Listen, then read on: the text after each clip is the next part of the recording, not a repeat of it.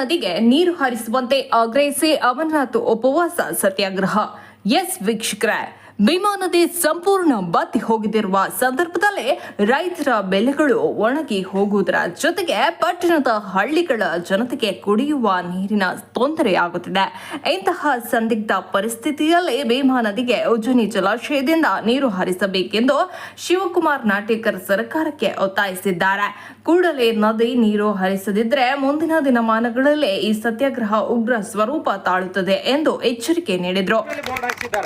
ಇಂಥ ನಾಯಕ ನಮ್ಮ ತಾಲೂಕಿನಲ್ಲಿ ಹುಟ್ಟಿದ್ದಾರಂದ್ರೆ ಈ ನನಗನ್ನಿಸ್ತದೆ, ನಮ್ಮ ತಾಲೂಕಿನಲ್ಲಿ ಇಂಥ ಮಹಾನ್ ನಾಯಕರು ಹೋರಾಟಗಾರರು ಹುಟ್ಟಬಾರ್ದು.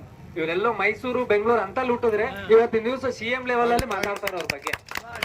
ನಾವು ಇಲ್ಲಿದ್ರೆ ನಾವ್ ಏನೋ ಹಿತ್ತಲ ಗಿಡ ನಮ್ಗೆ ಯಾವತ್ತು ಅದೇನು ನಮ್ ಕೇರೆ ಮಾಡಲ್ಲ, ಬಿಡಪ್ಪ ಇಲ್ಲೇ ಬೆಳೀತದ. ನಾವ್ ಯಾವ ಒಬ್ಬ ಆಯುರ್ವೇದಿಕ್ ಔಷಧಿ ಕೊಡೋನ ಹತ್ರ ಅದೇ ಬೇರನ್ನ ನಾವು ತಗೊಂಡ್ರೆ ದುಡ್ಡು ಕೊಟ್ಟು ಅದನ್ನ ಜೋಪಾನ ಮಾಡಿ ಜಗಲಿ ಮೇಲೆ ಪೂಜೆ ಮಾಡಿ ಬೇರ್ ಬಂದದತ್ತಿ ಅದು ನಮ್ಮ ಮಗಳಾಗಿ ಇರ್ತದ, ನಾವು ಕೇರೆ ಮಾಡಲ್ಲ. ಹಾಗೆ ನಮ್ಮ ಶಿವಕುಮಾರ್ ನಾಟೇಕರ್ ಸರ್ ಅವರು ಇವತ್ತಿನ ದಿವಸ ಈ ರೀತಿ ಮಾಡ್ತಾ ಇದಾರಂತಂದ್ರೆ, ನಾನು ಇವತ್ತು ಏನು ಅಲ್ಪ ಸ್ವಲ್ಪ ಮಟ್ಟಿಗೆ ಪತ್ರಿಕೆಯಲ್ಲಿ ಕೆಲಸ ಮಾಡ್ತಾ ಇದ್ದೀನಿ. ನಾನು ಪತ್ರಿಕೆಯಲ್ಲಿ ಬರ್ಲಿಕ್ಕೂ ನನಗೆ ಮನಸ್ಸಾಗ್ತಾ ಇಲ್ಲ. ನಾನು ಯಾಕೆ ಹೋರಾಟ ಮಾಡ್ತಾ ಇಲ್ಲ, ಶಿವಕುಮಾರ್ ನಾಟೇಕರ್ ಸರ್ ಜೊತೆ ಯಾಕೆ ಕೊಡ್ತಾ ಇಲ್ಲ ಅಂತ ಹೇಳಿ. ನಾನು ಬಿಸಿಲಿನ ಸಲುವಾಗಿ ನಾವು ತಿಂಗಳನ್ಗಟ್ಲೆ ಮನೆಯಲ್ಲೇ ಇರ್ತಾ ಇದ್ವಿ ಇಷ್ಟು ದಿನ. ನಾನು ಬೆಳಗ್ಗೆ ಎದ್ದ ತಕ್ಷಣ ಮೊದಲು ಅಫಜಲ್ಪುರಕ್ಕೆ ಯಾವಾಗ ಹೋಗ್ತೀನಿ, ಅಂಬೇಡ್ಕರ್ ಸರ್ಕಲ್ ಬಂದು ಯಾವಾಗ ಈ ಪ್ರತಿಭಟನೆಯಲ್ಲಿ ಕೂಡ್ತೀನಿ ಅನ್ನಿಸ್ತಾ ಇದೆ ನನಗೆ. ಎಲ್ಲರಲ್ಲಿ ಈ ಭಾವನೆ ಬರಬೇಕು. ದಯವಿಟ್ಟು ಈಗ ನಾವು ಇಷ್ಟು ಜನ ಇದ್ದೀವಿ, ನಾವೆಲ್ಲ ಹೋಗಿ ನಮ್ಮ ಮನೆಗಳಲ್ಲಿ ನಮ್ಮ ಸುತ್ತಮುತ್ತಿನವ್ರಿಗೆ ಹೇಳ್ಬೇಕು, ಈ ನೀರಿಗಾಗಿ ಇಂಥ ಹೋರಾಟ ನಡೀತಾರೆ. ನಮ್ಮ ಮೊನ್ನೆ ಗುಲ್ಬರ್ಗ ನಮ್ಮ ಪತ್ರಕರ್ತರ ಮೀಟಿಂಗ್ ಇದ್ದಲ್ಲಿ ಹೋಗಿದ್ದೆ, ಅಲ್ಲಿ ಕೂಡ ಇದನ್ನೇ ಮಾತಾಡ್ತಾ ಇದಾರೆ. ಈ 3 ಜಿಲ್ಲೆಗಳಿಗೆ ಒಬ್ಬ ಮನುಷ್ಯ ನೀರಿಗಾಗಿ ಹೋರಾಟ ಮಾಡ್ತಾ ಇದ್ದಾನೆ, ಅದು ಅಫಜಲ್ಪುರದಲ್ಲಿ ಇದ್ದಾನೆ. ಒಂದು ಹಳ್ಳಿ ಅವಳಗ ಅಂತ ಒಂದು ಹಳ್ಳಿಯಲ್ಲಿ ಹುಟ್ಟಿ ಇವತ್ತಿನ ದಿವಸ 3 ಜಿಲ್ಲೆಗಳ ಸಲುವಾಗಿ ಹೋರಾಟ ಮಾಡ್ತಾ ಇದ್ದಾನೆ ಅಂದ್ರೆ ಎಲ್ಲಾ ರಾಜಕೀಯ ನಾಯಕರು ಕಣ್ಣುಗಳು ಹುಬ್ಬೇರಿಸಿ ನೋಡ್ತಾ ಇದ್ದಾರೆ. ಯಾಕಂದ್ರೆ ಇದರಿಂದ ಏನೋ ಒಂದು ಬೇರೆ ರೂಪದಲ್ಲಿ ಜನರಿಗೆ ಪರಿಣಾಮಕಾರಿಯಾಗಿ ಎಲ್ಲರೂ ಒಂದು ಎಚ್ಚೆತ್ತುಕೊಳ್ತಾರೆ ಅನ್ನುವಂಥದ್ದು ಒಂದು ಭಾವನೆ ಅವರಲ್ಲಿ ಇರ್ಬೋದೇನೋ. ನಾನು ಅವ್ರ ಬಗ್ಗೆ ಕೆಟ್ಟದಾಗಿ ಮಾತಾಡ್ತಾ ಇಲ್ಲ. ಅವರು ಕೂಡ ಇವತ್ತ ಎಲ್ಲಾ ನಾಯಕರು ಪಕ್ಷಾತೀತವಾಗಿ ಬಂದಿದ್ದಾರೆ.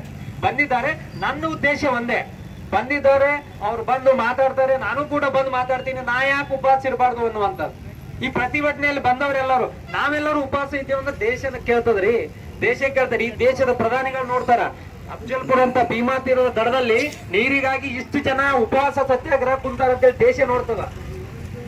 ಅಂತ ವಿಚಾರಗಳು ನಮ್ಮೆಲ್ಲರಲ್ಲಿ ಬರ್ಬೇಕು. ಒಬ್ಬರು ಪ್ರತಿಭಟನೆ ಕೂತಾಗ ನಾವಿಷ್ಟು ಜನ ಜೊತೆ ಆಗಿದ್ದೀವಿ, ನಾವೆಲ್ಲ ಉಪವಾಸ ಸತ್ಯಾಗ್ರಹ ಕೂತ್ರೆ ಇನ್ನೆಷ್ಟು ಜನ ಬರ್ಲಿಕ್ಕಿಲ್ಲ ಅನ್ನುವಂತ ಭಾವನೆಯನ್ನ ನಮ್ಮೆಲ್ಲರಲ್ಲಿ ಬರ್ಬೇಕಂತ ಹೇಳ್ತಾ, ನಾನು ಈ ಪ್ರತಿಭಟನೆಗೆ ಈಗಲ್ಲ, ಇವ್ರು ಯಾವ ಪ್ರತಿಭಟನೆ ಮಾಡಿದ್ರು ಕೂಡ ನಾನು ಆ ಪ್ರತಿಭಟನೆಯ ಒಂದು ಅಭಿಮಾನಿಯಾಗಿ ನಾನು ಯಾವತ್ತೂ ಅವ್ರ ಜೊತೆ ಕೆಲಸ ಮಾಡ್ತೀನಿ. ಯಾವುದೇ ಪಕ್ಷ ಎಲ್ಲ ಏನಿಲ್ಲ, ಆ ವ್ಯಕ್ತಿ ಬಲ್ಲಿ ಇರ್ತಕ್ಕಂಥ ಒಳ್ಳೆತನ, ಆ ವ್ಯಕ್ತಿ ಬಲ್ಲಿ ಇರ್ತಕ್ಕಂಥ ಜನಪರ ಕಾಳಜಿಗೆ ನಾನು ಅವ್ರ ಅಭಿಮಾನಿ ಇದ್ದೀನಿ.